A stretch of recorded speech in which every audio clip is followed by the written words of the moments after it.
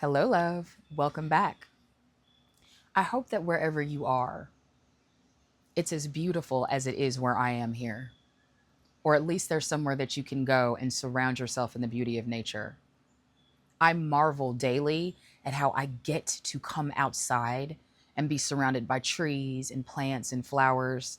There's so many different birds, deer, all kinds of wildlife. I love it. Anyway, the past 4 weeks, we've talked over many different subjects: falling in love with yourself, the importance of energetic accountability, the power of I am, and finally, last week, conscious creation. All of the videos may not be up on this channel, but there's a lot more content on Instagram. So come find me there if you haven't already at Tanny Bennett Coaching. Each of these topics builds upon the next. And each of these topics brings you closer and closer to connecting to that I am that is within you. It gets you closer and closer to truly becoming the powerful creator being that you are, so that you can create the reality that you want to live in. Because that is the truth of who you are. It's the truth of who we all are. We all are sovereign beings. We all have the power to create. That power has been kept from us.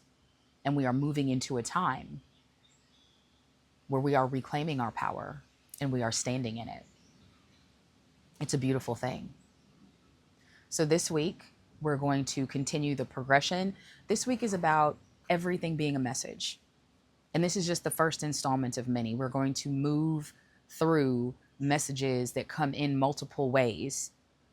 But right now, I just want to talk a little bit about how there are messages around us all the time and how human beings are masters at sending messages. We are literally masters at sending ourselves messages. The problem is most of us don't recognize them for what they are. We don't understand that we are sending ourselves messages, that we are giving ourselves opportunity to shift, that it is us doing it and creating it. It's not something that is external. So I grew up Christian, and I was Christian for a long time in my adult life. And for a very long time, I believed that God, that some external force was dictating everything that was happening in my life, that I was being punished or rewarded based on my behavior, that if I was allowed to have something or I was not allowed to have something was based on this external force that was outside of me. And if you are Christian, please understand I am not knocking anyone's belief. I don't ever want to step on anyone's toes. I am simply speaking from my understanding and my experience. And through my spiritual journey and where I have been, I have come to the understanding that all of it comes from within, that we are doing it all, that we are the creators of our reality, of the reality that is directly outside of us, and that we co-create together the larger reality that is this world that we live in, right? So back to the messages, right? We're masters of sending ourselves messages. So what we do is we draw in or we create situations for ourselves that on some level we know that we can learn or grow or expand in some way. The problem is sometimes we don't get the message. We don't realize what it is. We don't see it for what it is. When things happen over and over again and they repeat themselves, there's a message in that. It's not random. It's not something that's just happening to you over and over and over again. And that right there is actually something that can be a message in itself. If you are in a situation where something keeps happening and you keep feeling like, why does this keep happening to me? That's a signal, because life is not happening to you. Life is happening for you, and it is being created by you and through you. So if a situation continues to arise and your thought process is, why does this keep happening to me? Stop the next time you think that and see if you can shift your perspective. Instead of thinking, why is it happening to you? Ask yourself, why does this keep happening for me? What is the message here? I'm going to give you a direct example of this from my life. And I may have used this example before, but it's a pretty easy one and it's simple, so I'm going to use it again. So sorry if you've heard it twice. But I would often get in my car and I'd start driving, and somebody would pull out in front of me that would drive 5 miles below the speed limit. Or I'd get on the interstate and somebody would cut me off. And either of these things happening would piss me off, right? I'd be all angry, all keyed up inside. I'm cussing, I'm swearing, like I'm all enraged over something that I have taken personally that I believe somebody is doing to me, right? It's like I'd be in my car and I'd feel like I have to be first. I have to be first. I don't want anybody to get in front of me. I literally would feel like somebody was taking something away from me. And for the longest time, I couldn't figure that out. I would just react to the situation. When I started to become aware that this was something that consistent that was going on, and when I really stopped to think about it, I realized that I had a choice about how I responded to that situation.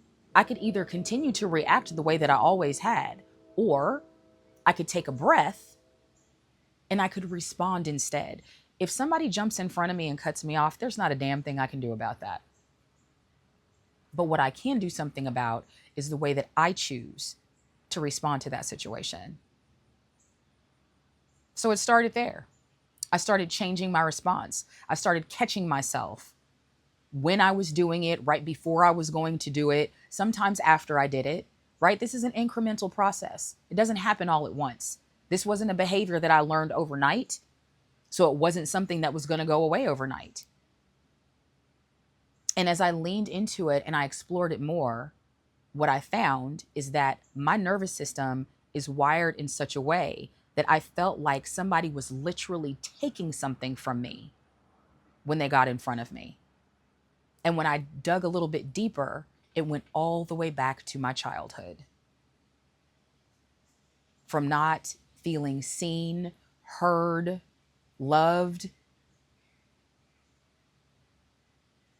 So my point to all of this is, when patterns consistently show up in your life, when you have the same thing happen over and over and over again, there's a message in that for you. And you're the only one who's going to know what that message is. But it takes presence and it takes awareness in order to be in that space. When you're in the space of reactivity, when that thing that you do not like, that makes you uncomfortable or that is upsetting, happens over and over and over again, and you continually react to it, what you are doing is you are embodying the emotion that goes along with that reactivity, and you are sending that vibration out to the universe, and you are telling the universe, this is who I am. And the universe literally says, your wish is my command. It does not punish, it doesn't judge, it doesn't reward, it doesn't praise. It simply reflects back to you who you are saying you are.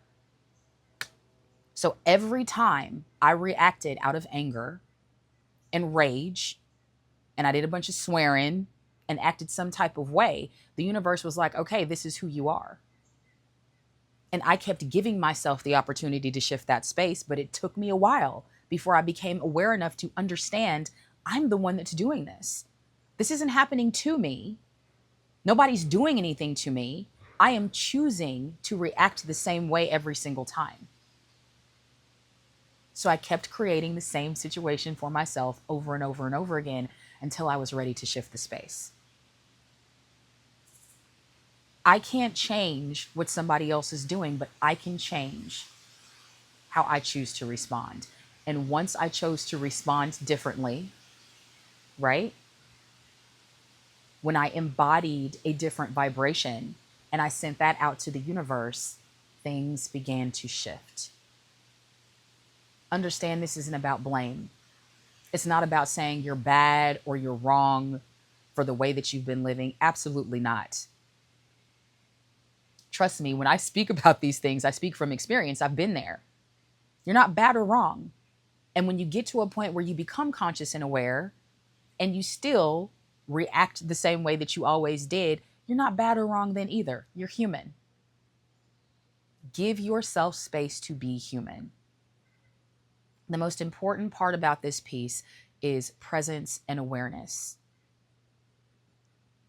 You cannot shift out of the space if you are not conscious and aware that what you are doing is continuing to create the same situation over and over and over for yourself.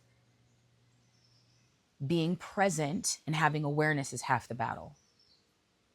But there's still work to be done. It's really simple, but sometimes it's not easy. Like, I'll be real. There were times when that same situation would come up and I would be aware that it was happening, but I would still feel like, no, I'm going to respond like this anyway. And that's okay too, right? Be easy with yourself. Be gentle with yourself. Give yourself grace. It's all a process, but eventually the change that you are trying to make will anchor itself into you, and you will be able to send out that different vibration, that different frequency. And your outer world will begin to respond because that's just the way that it works. Something else that will help you anchor that in is something that I facilitate. I'm a facilitator of Acasma Quantum Energy. It is a high vibrational energy healing modality. It's an ascension modality.